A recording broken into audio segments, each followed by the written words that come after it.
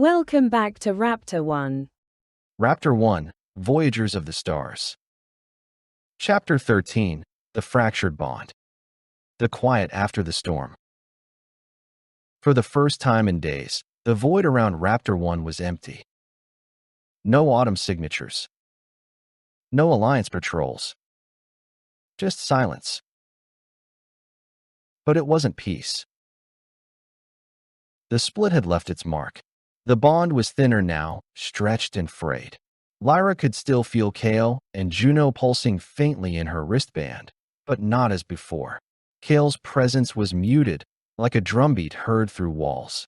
Juno's was a flicker, fragile, sometimes vanishing altogether until Lyra feared she was gone. Lyra leaned against the bulkhead of the cockpit, staring at the stars. She had never felt so close to her crew, bound in song, pain, survival, and yet never so far. Kael's fury. Kael busied himself with maintenance, patching systems that didn't need patching, cleaning his rifle until the barrel gleamed. Anything to keep his hands busy. When Lyra finally confronted him, his voice was a growl. "You nearly killed her." Lyra's chest tightened. "We saved Haven. We saved them by breaking us. You don't feel it? The bond's thinner, weak. If Juno collapses, if she dies, that rip snaps back on us like a whip. And then what?" Lyra wanted to argue, to tell him they had no choice. But the truth was, she felt it too. Every heartbeat of Juno's, faint and fading, was a knife in her ribs. Juno's silence. Juno spent most of her time in the med berth, the shard resting dim beside her. She slept fitfully, murmuring fragments of song, her hands twitching as if still conducting resonance storms in her dreams. When she did wake, her voice was soft but distant. "I can hear them, Lyra. Not just Haven. The choir carried. Their song is faint, but alive. Haven still stands." Lyra gripped her hand, her throat tight. "Because of you." But Juno shook her head weakly. "Because of us. Because you made the hard choice. You carried the promise when I would have let it drown." Her smile was faint, fragile. "Don't let Kael hate me for it." The captain's hollow. At night, when Kael finally slept and Juno drifted into silence, Lyra sat alone on the bridge. The hollow the orchard had carved out of her, the absence of command, was sharper now than ever. She wasn't captain anymore. She wasn't even sure what she was. The bond had replaced certainty with concord, but concord was fragile, fractured. And yet, as she stared at the stars, she realized something else. Even fractured, the bond held. Even broken, they were still three. The architects had fallen because they fought as one command. Maybe the promise could endure because they endured fractured, imperfect, but still together. Her band pulsed faintly. Kael's presence, steady, if angry. Juno's, fragile, but burning. Lyra closed her eyes. "We'll endure," she whispered to herself. "Even broken, we'll endure." The dissonance emerges. The split had not broken them, but it had left scars. Every hour that passed aboard Raptor-One revealed new cracks. Lyra noticed it first when Kael shouted "Port now?" during a maneuver, and she turned too late. Not because her hands failed her, but because his urgency reached her offbeat. The concord was mistimed, their bond pulsing seconds apart instead of together. What had once been instinctive unity now lagged, jagged and uncertain. The next time it happened, the ship jolted so hard a stabilizer burned out. Kael slammed the console in fury, muttering, "We're flying blind." The band on Lyra's wrist ached like a poorly healed bone. She said nothing, but she knew. The bond wasn't dead, but it was fraying. Kael's fractures. Kael's temper, always sharp, had become a blade. He snapped at minor failures, cursed at system glitches, barked at Lyra without realizing how loud he was. When she confronted him, his answer was brittle. You don't feel it? The lag? The echo? It's like trying to fight with ghosts strapped to your back. Every time I move, I hear you both after. If a firefight comes, that's a coffin waiting to happen. He paced the length of the cabin, hands restless. I said splitting was suicide. And now look, she's barely conscious, and we're flying blind through every maneuver. Tell me how this ends, Lyra. Tell me how this doesn't kill us all. Lyra wanted to tell him it would hold. That Concorde would survive. But the words turned to ash before leaving her lips. Juno's ghosts. Juno rarely left the medberth. She drifted between restless sleep and brief wakefulness, her shard dim beside her. When she woke, she spoke of things that chilled Lyra. I hear them, Juno whispered once, her voice raw. The choir. Haven. But they're wrong. Dissonant. Some are singing, some are screaming. Sometimes I can't tell which is which. Her eyes unfocused, glowing faintly as if lit from inside. The shards pull me both ways. Haven. The bond. I'm caught between them. Lyra gripped her hand. Stay with us. Whatever you hear, stay here. But Juno only smiled faintly, her breath shallow. It's getting harder to tell where here is. The hallucinations. The worst came during their next jump. As the drives roared and the stars bent, the bond surged. Lyra gasped as images flickered across her vision, not hers. Kael, bleeding on the mining barge, a child's hand slipping through his. Juno, younger, clutching a shard of light as doctors shook their heads. Then, something else. Something not theirs. Red eyes. Certainty like a blade. A voice, cold and infinite. Erasure is inevitable. Lyra tore herself from the vision with a scream, slamming the ship back into normal space. The cockpit stank of burned circuits. Kael staggered, pale and sweating. Juno collapsed unconscious, the shard pulsing faintly in her hands. The bond thrummed, jagged and broken. The question of Haven. After the jump, silence stretched across the cabin. Kael was the first to speak, his voice hoarse. We can't go on like this. Either we find the resonance again and fix this bond, or we cut it loose entirely before it eats us alive. Lyra stared at him, her throat tight. Cut it loose? He met her eyes, grim. Break the Concorde. Sever it, before it drags us all into the grave. Juno stirred faintly, her voice a whisper. If you break it, the shards go silent, and the promise dies with them. Her words hung like a curse. Lyra closed her eyes. The hollow inside her ached. The bond was fraying. Juno was fading. Kael was breaking. And the autumn would not stop. The question clawed at her. Return to Haven and risk its chains, or carry the shards alone, knowing the bond itself might kill them? The silence between heartbeats. The days that followed felt longer than any chase through wreckage or battle with the autumn. The enemy wasn't outside anymore. It was inside the ship. The bond pulsed erratically, sometimes steady, sometimes faint, sometimes spiking so violently Lyra's vision blurred. At meals, Kael ate in silence, jaw tight, muttering only when absolutely necessary. Juno drifted like a ghost, her shard faint in her lap, eyes glazed as though she half existed in Haven's choir instead of here. And Lyra carried the silence. Not the silence of space, but the silence between heartbeats. Those terrifying moments when she couldn't feel Kael or Juno at all. Dreams that aren't theirs.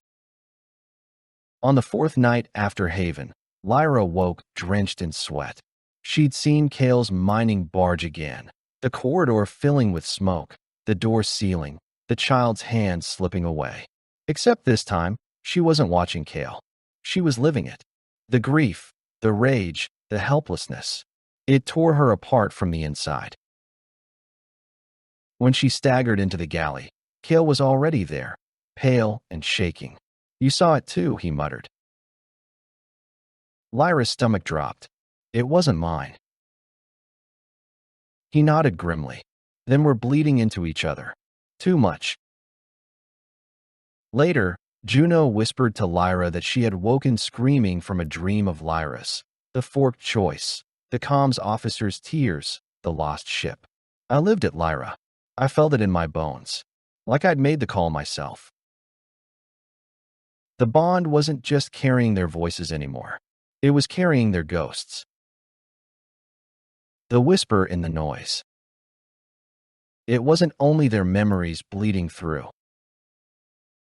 Sometimes, in the static of the bond, Lyra caught a sound that didn't belong. A wordless hum at first, then syllables forming in the dark. Erasure. Silence. Endure. She kept it to herself at first, but when Kael snapped mid-flight, nearly firing on a phantom autumn contact that wasn't there, Lyra knew he'd heard it too. And when Juno woke one night with blood on her lip, whispering, "It spoke to me, Lyra." It sounded like the overseer. Lyra's fears hardened. The autumn weren't just chasing them. They were inside the bond. Kael's breaking point. Kael cornered Lyra in the cargo bay, voice rough with exhaustion. "We can't keep this going. The bond's compromised. Every day it eats us alive. We sever it, now, before the autumn use it to rip us apart from the inside." Lyra shook her head, throat tight. "If we break it, the shards go silent. The promise dies with them." His fist struck the bulkhead, making the walls ring. "Better the promise dies than us. Better a dead shard than all of us dragged into that thing's certainty." She felt his fury like fire in her veins, burning through the band.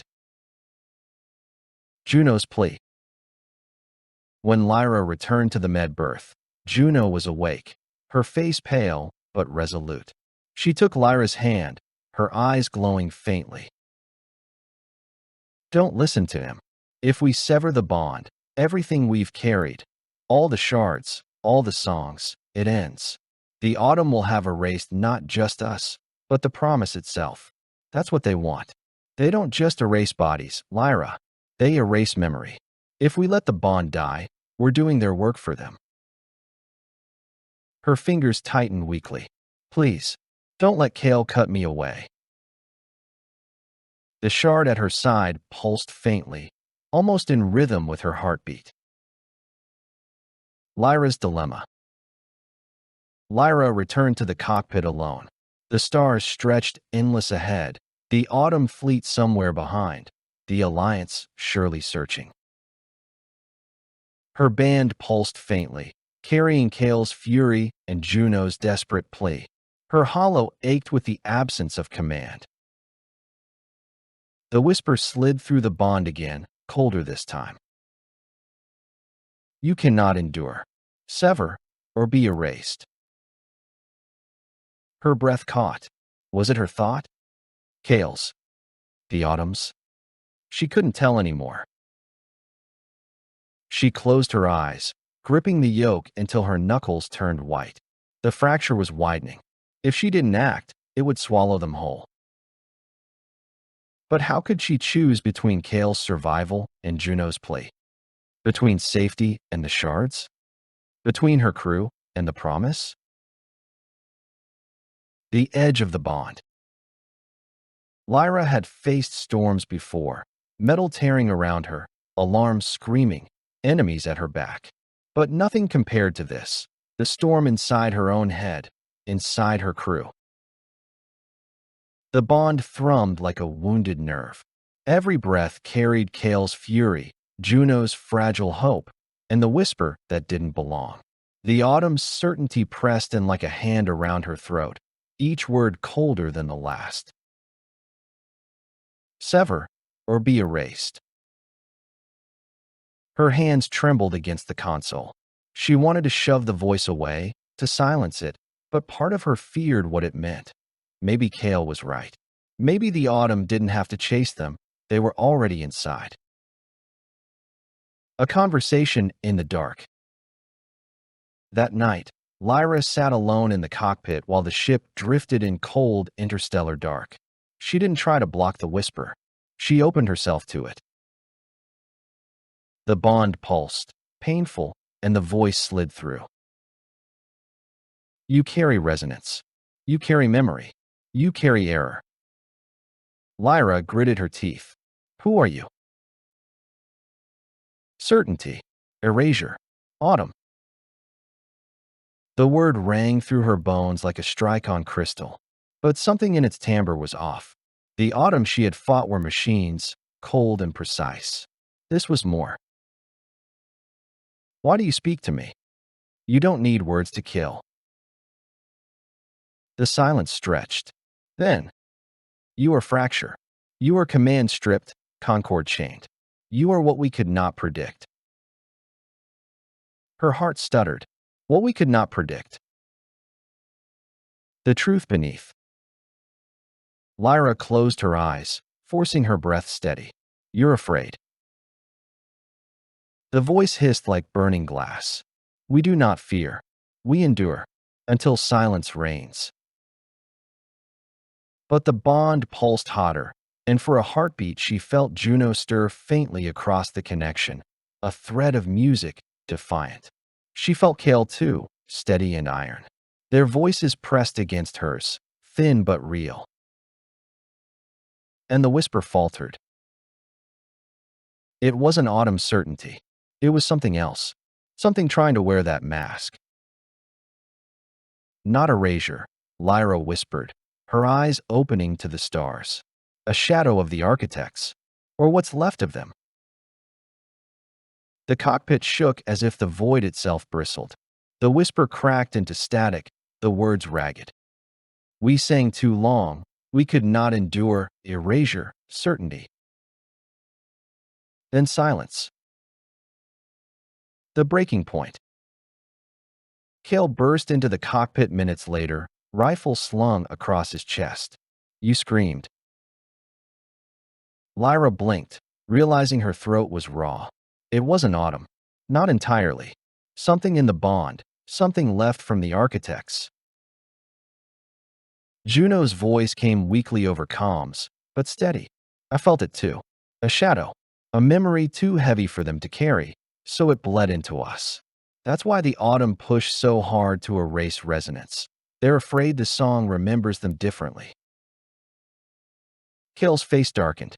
So we're carrying not just shards, not just promise, but ghosts of a civilization that already lost? Lyra nodded slowly. Yes, and if we sever the bond, those ghosts die with us. But if we keep it, we risk being torn apart. The path ahead. For the first time in days, the bond pulsed steady. Not clean, not strong, but steadier. Juno's voice hummed faintly in their bones. We endure. Kael exhaled, running a hand through his hair. Fine, we hold it. For now.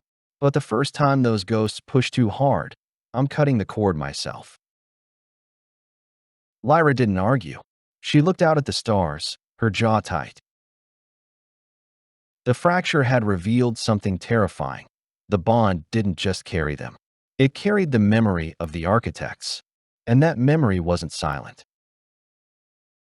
Somewhere ahead, the shards were still leading them. Somewhere ahead, the last song waited. But now Lyra understood. What they carried wasn't just a promise. It was a ghost that refused to be forgotten. Thank you for listening. If you would like to be notified about upcoming releases to the Raptor-One series, please subscribe. This has been a Bad Karma Drone production.